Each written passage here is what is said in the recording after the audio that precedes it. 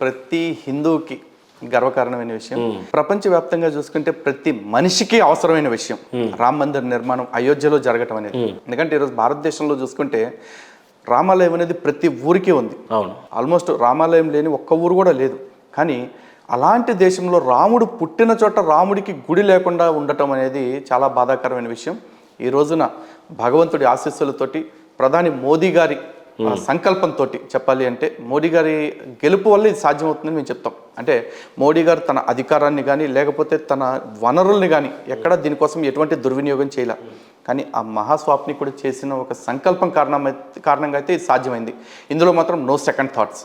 చాలా గర్వంగా ఫీల్ అవుతున్నాం. అంటే యాక్చువల్లీ అక్కడున్న మందిర ప్రదేశం నిజంగానే కోర్టు చూసింది ఏంటంటే, అంటే జడ్జిమెంట్ ఇచ్చే వరకు ఇన్ని ఏళ్ళ నుంచి ఉన్న పెండింగ్ మొత్తంలో చెప్పింది ఏంటంటే, యాక్చువల్ అక్కడ ఉన్నాయి అన్నీ హిందూ దేవాలయాలే. అది 1516లో మేబీ బాబర్ ఆ టైంలో కూల్చేయటం అదంతా జరిగింది. ఆ తర్వాత ఈ 300 సంవత్సరాలు ఎప్పుడు జరగలే. 2019లో ఆ జడ్జిమెంట్ రావటం, ఇంత తొందరగా ఈ మందిరం కంప్లీట్ అవ్వటం, నిజంగా ఆ చరిత్ర గురించి ఏమైనా చెప్పాలి అని అంటే ఏం చెప్తారు? ఒకటండి, 1528లో మీర్ బాకి అని చెప్పేసి ఒక సైన్యాధిపతి బాబర్ దగ్గర ఉండేవాడు. వాడు వచ్చేసి ఇక్కడ ఆల్రెడీ అప్పటికే ఉన్న దేవాలయాన్ని కూలగొట్టి వాళ్ళ ఆధిపత్యానికి గుర్తుగా మా దగ్గర బలం ఉంది కాబట్టి బలిసి కొట్టుకున్నారు కాబట్టి అప్పట్లో తెగ బలిసి వాళ్ళ బలం ఉన్న చోట ఏం చేశారంటే మన దేవాలయాన్ని కూల్చి వాళ్ళ మసీదుని కట్టేశారు. ఆ తర్వాత కాలం మారింది, ప్రజాస్వామ్యం వచ్చింది. ఈ ప్రజాస్వామ్యంలోనే ఒక దేశం మతపరంగా అయిపోయి ఇంకో చోటకు పోయారు వాళ్ళందరూ కూడా. కానీ అక్కడికి పోకుండా ఇంకా కొంతమంది మిగిలిపోయిన భారతదేశాన్ని కూడా మతరాజ్యంగా మార్చడం కోసం ఇక్కడే కొంతమంది స్థిరపడి భారతదేశానికి పీడిస్తూనే ఉన్నారు చాలా విషయాల్లో. అంతకుముందు ఉన్న అయోధ్య చరిత్ర ఏంటండి? అంతకుముందు అయోధ్య చరిత్ర కాలానికి అందండి. ఎందుకంటే త్రేతాయుగంలో ఏనాటి త్రేతాయుగం, ఏనాటి రాముడు, ఎప్పటి రామ జన్మభూమి అప్పటి నుంచి ఉన్నదే కదా. కానీ మేము చరిత్ర పరంగా చూసుకుంటే కనుక ఇక్కడ మేమందరం ఒక మాట అడుగుతున్నామండి. ఈ రోజున ప్రతి ఒక్కడు అడుగుతున్నాడు, ఇక్కడ మా ముస్లింలకు అన్యాయం జరిగిపోయింది, ముస్లింలకు అన్యాయం జరిగిపోయింది అని చెప్పేసి. నిన్న మొన్న అసదుద్దీన్ ఓవైసీ కూడా మాట్లాడుతూ ఉన్నాడు, ఈ దేశంలో ముస్లింలు ఎవరికి కూడా మేము మసీదును కోల్పోతున్నాం అన్న బాధ లేదా అని చెప్పి స్టూడెంట్స్ని రెచ్చగొడతా ఉన్నాడు. రెచ్చగొట్టేవాడిని నేను అడుగుతా ఉన్నాను, నువ్వు 500 సంవత్సరాల క్రితం ఆక్రమించి కట్టుకున్న మసీదు మీద నీకు అంత ఆపేక్ష ఉంటే మా గుండె చప్పుడు రాముడు మాకేం చెప్తారు రాముడు గురించి అంటే, రాముడు ఒక తండ్రి, రాముడే తల్లి, రాముడే సకుడు, రాముడే సోదరుడు అన్నీ అని చెప్పేసి చెప్తారు. అలాంటి రామచంద్రుడికి సంబంధించిన ఆలయం ఏదైతే ఉందో అది కూలగొట్టింది మరి ఎప్పుడు? అంతకు ముందు ఎవరిది? మాది కదా. సరే ఇప్పటి కథకే వద్దాం. భారతదేశంలో ప్రపంచంలోనే ఏ దేశంలోనూ లేనన్ని మసీదులు భారతదేశంలో ఉన్నాయి. 3 లక్షల పైచిలకు మసీదులు ఏ ఇస్లామిక్ దేశంలో కూడా లేవు. కానీ బాధాకరమైన విషయం ఏంటంటే లలిత్ కుమార్, యాక్చువల్లీ ఇప్పుడు కాంగ్రెస్ దీన్ని ఏ రకంగా చిత్రీకరించిందని అంటే, అది పొలిటికల్ స్టంట్ కోసం వాడుతుంది బీజేపీ. చెప్తానండి, మందిరం కూడా కంప్లీట్ కాకన్నా ముందే ఓపెనింగ్ చేశారు అని చెప్పి అంటున్నారు. చెప్తాను, అందరం కలిసికట్టుగా పనిచేయాల్సిన మందిరం కోసం హిందువుల అమ్మాయి వీళ్ళకి ఒకటి అర్థం చేసుకోవాలి. ఇందాక కంటిన్యూ చేస్తాను. ఈ 3 లక్షల పైచిలకు మసీదులు అనేది ప్రపంచంలోనే ఏ దేశంలో, ఏ ఇస్లామిక్ దేశంలో కూడా లేవు. అన్ని ఉన్నాయి కదా ఇక్కడ. ఈ మేము అడుగుతున్నది ఏంటి? హిందువులుగా రామ జన్మభూమి అయోధ్య, కృష్ణ జన్మభూమి మధుర, కాశీ విశ్వనాథ క్షేత్రంలో ఉన్న మసీదుని తొలగించి అక్కడ మా దేవాలయాన్ని కట్టాలని చెప్పి, ఇవి మా గొంతెమ్మ కోరికలు కాదే. అరే మా దేశంలో మా ఆత్మగౌరవ కేంద్రాల అన్ని చోట్ల ఇంకా చెప్పాలంటే 30,000కు పైచిలకు దేవాలయాలని కూల్చి మసీదులు కట్టారని చెప్తున్నారు. అవన్నీ తర్వాత చూద్దాం. ముందు ఈ 3 కేంద్రాలని మీరు వదిలిపెట్టరా?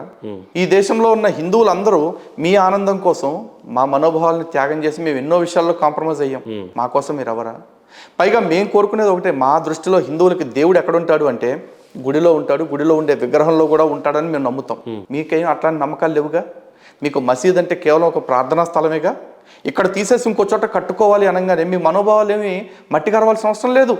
మీరు సాటి హిందువుల కోసం భారతదేశంలోనే బ్రతుకుతున్న భారతదేశంలో నన్ను బ్రతకనిచ్చినా అనుకోవాలి నిజంగా చెప్పాలి అంటే. ఎందుకంటే ఈ దేశంలో ముస్లింలు వచ్చిన కాడి నుంచి ఈ రోజు వరకు కూడా హిందువుల్ని నరికారు, హిందువుల్ని చేర్చారు, హిందువుల్ని ఏదన్నా చేశారేమో కానీ అన్యాయాలు. హిందువులు ఏ రోజు మతపరంగా వాళ్ళ మీద దాష్టికాలు చేయలా.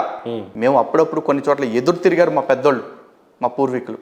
అంతేగాని మేంగా కల్పించుకునేప్పుడు మీరు ఆ మతం కాబట్టి మిమ్మల్ని చంపుతామని అలా. కారణం ఏంటంటే హిందూ గ్రంథాల్లో ఉన్న ఏ గ్రంథము కూడా నువ్వు నా మతం కాదు కాబట్టి నువ్వు వాడిని చంపు, నువ్వు పూజించే దేవుడిని వాడు పూజించట్లేదు కాబట్టి వాడిని నరికేయి అని మాకు చెప్పాల. కానీ నీ మత గ్రంథం నీకు చెప్తుంది కాబట్టి నువ్వు అదే పని చేసావు.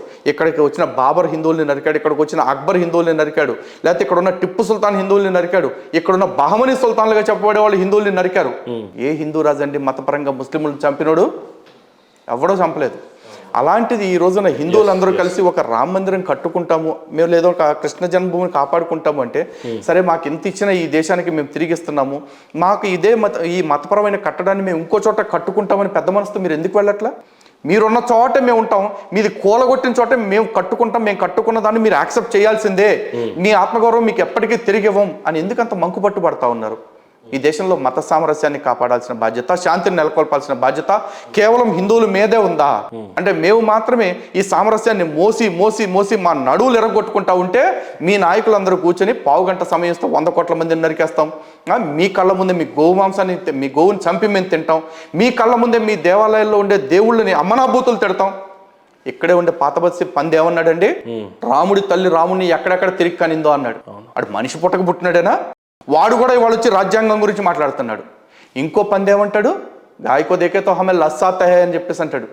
పశువా, నీకు పశువుని చూసి నోరు ఊరుతుందంటే నువ్వే పాటి జీవి. అంటే మా మనోభావాల్ని మీరు ఎవ్వడు గౌరవించడు, మీకోసం మేము అన్ని త్యాగాలు చేయాలి. ఎంతకాలం ఇంకా ఈ దేశంలో ఇట్లాంటివి? ఇప్పుడు రీసెంట్గా లలిత్ ఇదే విషయంలో ఒక మన ముస్లిం సోదరుడు మన ఫారూక్ షుగ్లీ భాయ్, అతను అడిగితే నేను గోమాంసం తింటావా అని అంటే తింటా అన్నాడు, కానీ 10 ఏళ్ల క్రితం తింటా అన్నాడు, ఇప్పుడు ఆయన తినడం మానేశాడు అని అంట. అయితే ఇంకా కొన్ని చోట్లలో తింటా ఉన్నారు, దీన్ని మేము కూడా ఆపాలని అంటున్నాము. సో దీనికి ఒక చట్టం తేవాలి, లేదంటే గోవుని మన జాతీయ జంతువుగా ప్రకటించాలి అని చెప్పి అని అన్నాడు. ఒక ముస్లిం సోదరుడే అలా అన్న తర్వాత నిజంగానే దీనికి ఒక చరమగీతం పాడాలి అని అంటే? ఒకటి విషయం అండి, అట్లా చిత్తశుద్ధితో గనక నిజంగా షుబ్లీ గారు లాంటి వాళ్ళు కోరుకుంటే అలాంటి వాళ్ళని గౌరవించడానికి, అలాంటి వాళ్ళతో కలిసి పోరాటాలు చేయడానికి మాకు ఎటువంటి అభ్యంతరాలు లేవు.